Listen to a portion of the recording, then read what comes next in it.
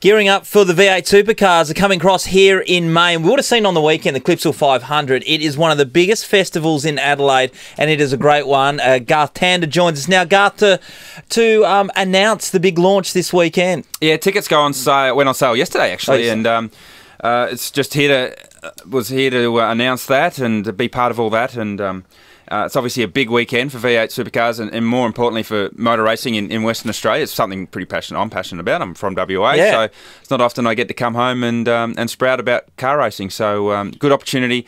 It's Mother's Day weekend. Yes. So for the kids, Mum would love it. Yeah. What better present on Mother's Day than take your mum to the car race? She would love it. It's so much better than that kettle you're about to buy. That's right. She will remember that Mother's Day, the day I got dragged to the car race. Some images came back from the Clipsal 500, and the thing that got us all was the gigantic blister on the accelerating blister. That's a thing. Well, it's a motor racing thing. It's a very technical thing that your feet get really hot and they blister. Yeah. But they're wrapping foil around you. Yeah, I know. Well, we've had that before, and I've had that same blister deal before, where basically the exhaust is that close to the wall, just in front of where your feet go. It's basically like a frying pan, and your boots are obviously just rubber lined. They don't have any sort of heat resistance, and we put all heat shielding between the exhaust and the firewall of the car just before where our feet are, but obviously those guys didn't have enough, and once it blisters it's too late. You just can't recover. And then one of the guys was braking with his other foot. Yeah, left foot. Yeah.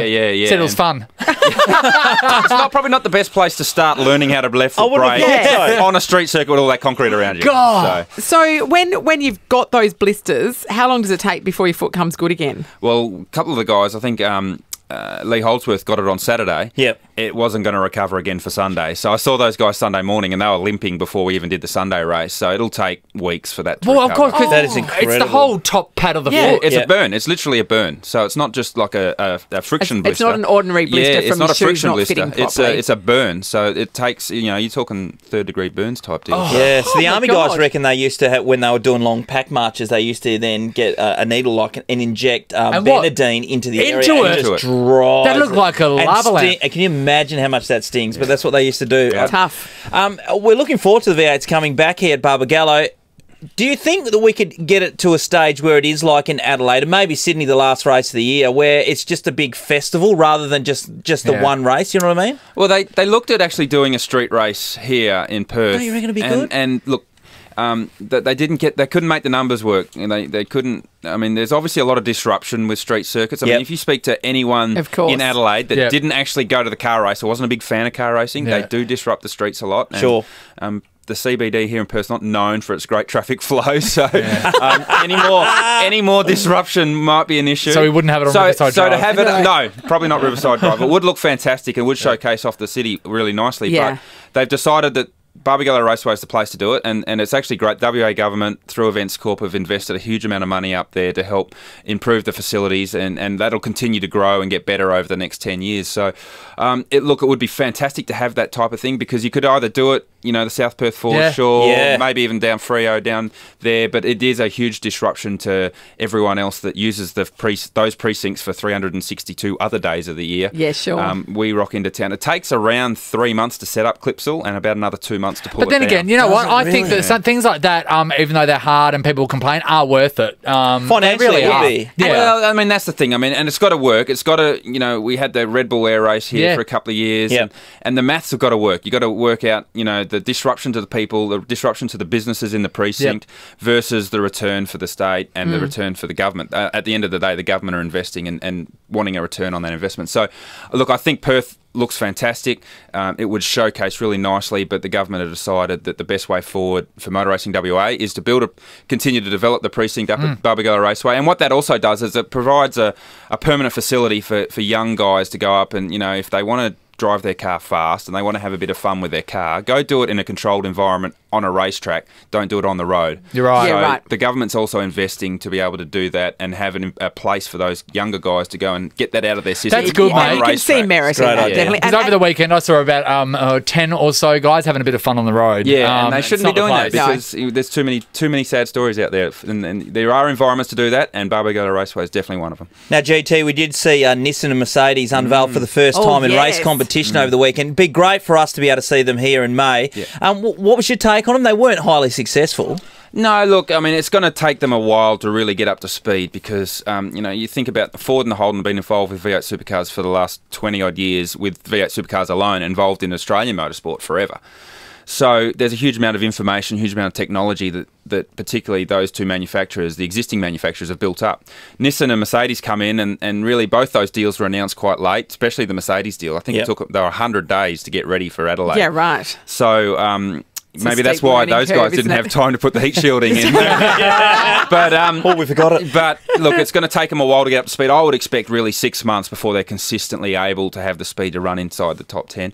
And that 6 months we're racing at Perth in May, so about then they'll probably start. They would have had a few races under their belts and get a chance to sort of understand their cars, understand their engines, because their engines are very different to what we have in the Ford and in the Holden. So it's going to take them a little while to get up there. Look, I didn't see a huge amount of Mercedes-Benz cars parked in the car park. No, I wonder. Was there a lot of flag? What about the flag? I didn't see any lawyers coming down. Didn't see any Mercedes flags in the crowd.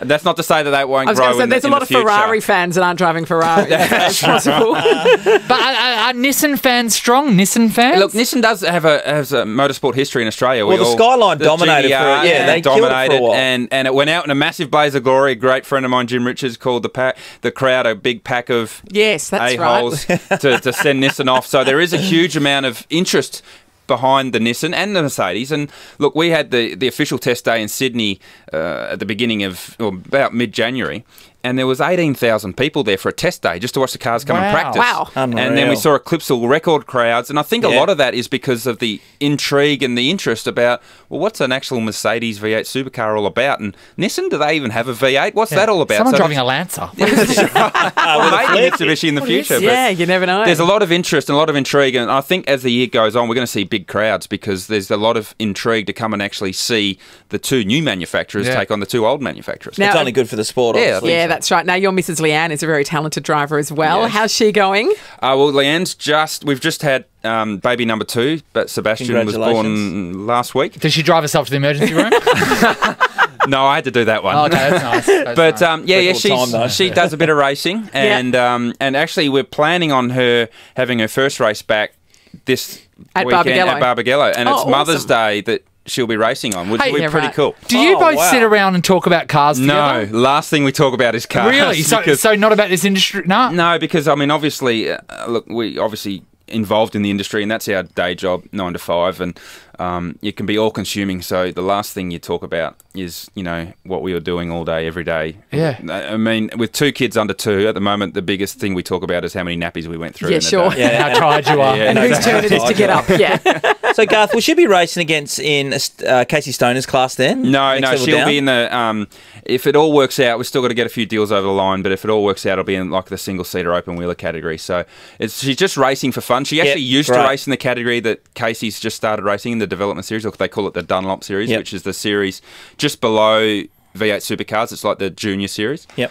She used to race in that before we had our first child, Scarlett, but now she's going back to racing mainly just for fun. I mean, it's just have a bit of fun. Did you enjoy the fact that having Casey Stoner now joining the V8s provided all the publicity that it got and generated over time? It was a bit of publicity. Old paper in the background over here. It just created a whole vibe about it. I think it was a newspaper editor's best dream that they get a photo of Casey in the V8 supercar up on 2 wheels, and I think I saw one of them was, you can't keep a kid off 2 wheels or something like that. It's the newspaper editor's wet dream, but look, it created a huge amount of interest, and at the end of the day, Casey Stone is a 2-time world MotoGP champion. He can ride a motorbike like you wouldn't believe, and he will adapt to driving a race car, no problems at all. The skills are the same. It's all about hand-eye coordination. It's about balance. It's about speed. It's about judgment. And whilst he was used to doing it on a motorbike, which is much, much smaller and power-to-weight ratio was much greater, it'll actually feel slow for him in the race car because everything will happen much slower. The cars don't do the same speed. It takes us longer to slow down because the car weighs 1,500 kilos, where his bike used to only weigh 180 kilos. Yeah, right. So everything's actually going to be happening for him in slow-mo. So Which once you get used to... when he think about the speeds you guys are doing. Yeah, it'll be slow-mo for him. So slow. He's got heaps of time to react. So it's more now just getting used to the mass of the car and having... And how it to turn manoeuvres it and stuff. Yeah, 28 other guys out on the track with these huge things rather than racing. In MotoGP, there's really only probably 5 or 6 bikes that are capable of winning. So will we see him like driving with his elbow out the window, that kind of thing? I don't know if it's happening that slow for him, but... doing the country wave where you put your finger up at the steering wheel. Papers out. That's it. And Garth, your prospects for this year, I think in the second race you finished 7th. Our first race, 7th. 7th, sorry. Second race, we got crashed out with about 5 laps to go, which was pretty disappointing. When you do a long race like Adelaide, if you're going to get a DNF and crash out, you'd be happy for it to happen the first 5 laps, not go through 2 hours of pain and then not get anything at the end of it. So, look, our year didn't start as we'd hoped, but a long year ahead. That was only weekend 1 of 14 weekends of racing, so lots ahead of us, and we go to the AGP next week. We race there, and then Tassie, New Zealand, and then we're here in Perth in May. So New Zealand, any other? Because previously you've raced in China and Dubai and places like that. Any of that? Actually, after we race here in Perth, we go to Texas. Yeah, Texas. Yeah, the US, and now that's where they had the F1s for the first time last year. That's correct. So we're off to Texas. How long for? That's a wild old place. It'll be really cool. Looking forward to that. They say everything's bigger in Texas. It is a long track too. Isn't it? Do you like eating meat? Well, I think you have to. You have to. Requisite. I don't think you can go to a restaurant in Texas and ask for a salad. Yeah. No, you can't. You can, but it's got meat in it. Would you like chicken salad, lamb salad, steak salad? That's great. Yeah, it is. Very exciting day for Garth as well when he came in this morning from the airport on Great Eastern Highway.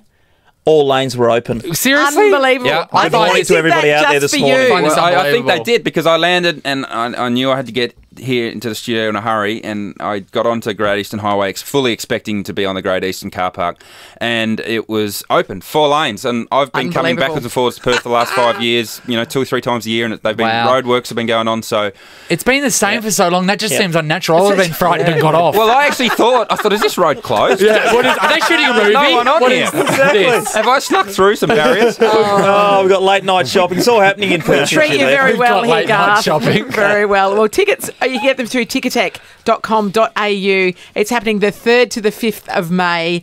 So it's not that far away, really. That'll come around very quickly. Very quickly. Thanks for coming in. Mother's Day. Take your mum to the races. There you go. Nova.